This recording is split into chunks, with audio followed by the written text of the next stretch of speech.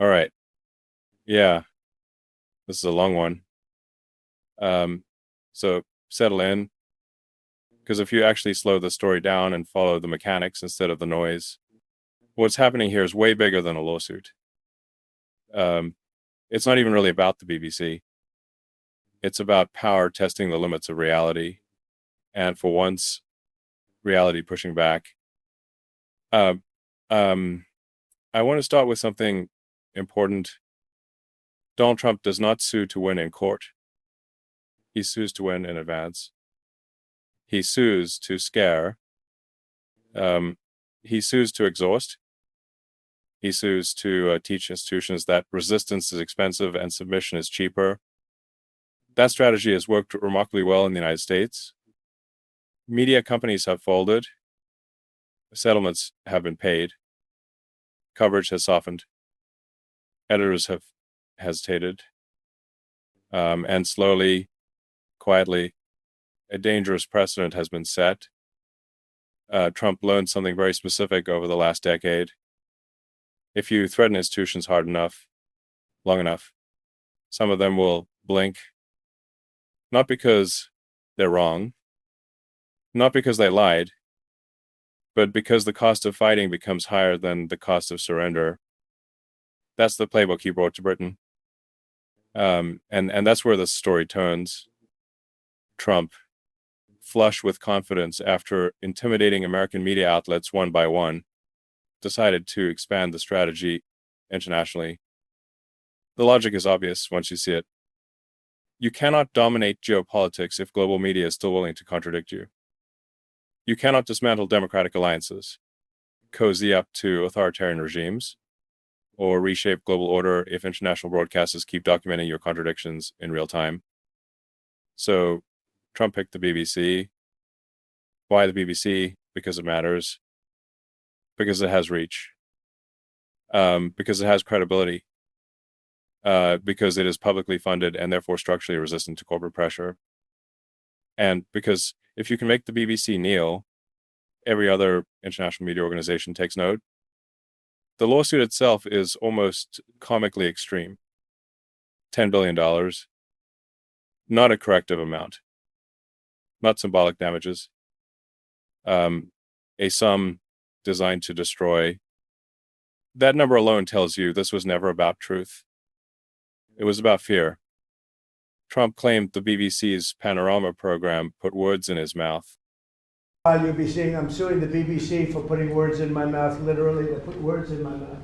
They had me saying things that I never said coming out. I guess they used AI or something. Oh, That goes further, where do doesn't you it? start? I Yeah. mean, the level of self-delusion in that is extraordinary, because what Panorama did and what it's admitted to is taking a bit from the earlier part of his speech and scissoring it straight with a bit that came an hour later. Without making that clear. They were all his words. They were all in the speech. There was no AI. They were words that came from his mouth. So just put that one to bed.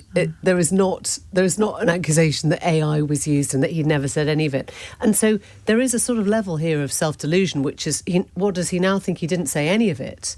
Because what we know, we can play back the speech in its entirety and we see he said all those words. Certain British conservative politicians, particularly those hostile to public institutions, saw an opportunity. The BBC has long been a target for ideological reasons.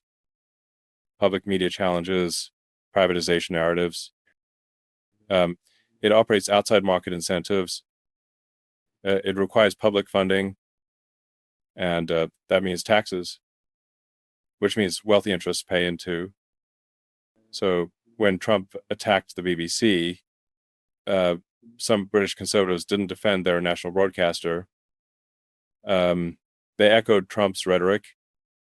They cited figures like Liz Truss and Kemi Badenoch. They framed the lawsuit not as foreign interference, but as validation of their longstanding grievances against the BBC. That's when the backlash started. A Liberal Democrat MP went public and said the quiet part out loud. Donald Trump is trying to destroy our BBC. Donald Trump is coming after our BBC. He's suing it for $10 billion, but really he's trying to destroy it. But instead of standing up for Britain, the Conservative Party is helping him do it, alongside Reform. His lawsuit uses the words of Liz Truss and Kemi Badenoch, both so desperate to attack the BBC and fawn over Trump, that they're helping him destroy one of our greatest national treasures. We can't let Trump get away with this. The BBC mustn't pay him a penny of your money. Instead, it should fight back. Trump stood in the Oval Office and lied about the BBC on global television. I'm suing the BBC for putting words in my mouth. Literally, they put words in my mouth. They had me saying things that I never said coming out. I guess they used AI or something. So I say this. Let's take Trump on. The BBC should sue him right back for $10 billion. We've had enough of his lies. We've had enough of Trump attacking our country. It's time to stand up for Britain. It's time to tell Trump, enough is enough. Trump's international ambitions depend on silence. He wants to weaken NATO. He wants to undermine European unity. He wants to reshape alliances around transactional loyalty rather than shared values. That only works if global media stops connecting dots across borders. The BBC is uniquely positioned to do exactly that. Its international service reaches hundreds of millions. It contextualizes American politics for global audiences. It doesn't need to appease advertisers. And it doesn't depend on billionaire owners, which makes it dangerous to authoritarians. That's why this lawsuit matters far beyond Britain. If Trump loses decisively, publicly, and humiliatingly in a British court, it sends a message, not just to Trump, but to every institution he relies on intimidation to control. It says you can fight back. British legal experts have been blunt. This case has no legs. UK defamation law does not work the way Trump seems to think it does. Truth is a defense. Public interest is a defense. Contextual editing is not fabrication. And accusations of AI use require evidence. Evidence Trump does not have.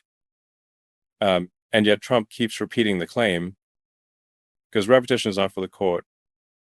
It's for the audience. That's the pattern. Trump litigates in public while losing in law. He floods the zone with claims knowing most won't survive scrutiny. But if enough people hear the accusation, some will internalize the doubt. What he didn't account for is British media culture, the restraint, the patience, the refusal to amplify without verification. Instead of panicking, the BBC stood still. Instead of apologizing, they documented. Instead of settling, they prepared.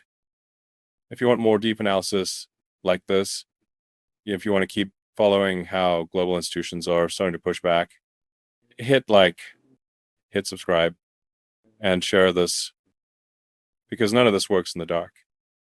And once people see how the mechanism functions, it gets a lot harder to abuse. Yeah, that's the story.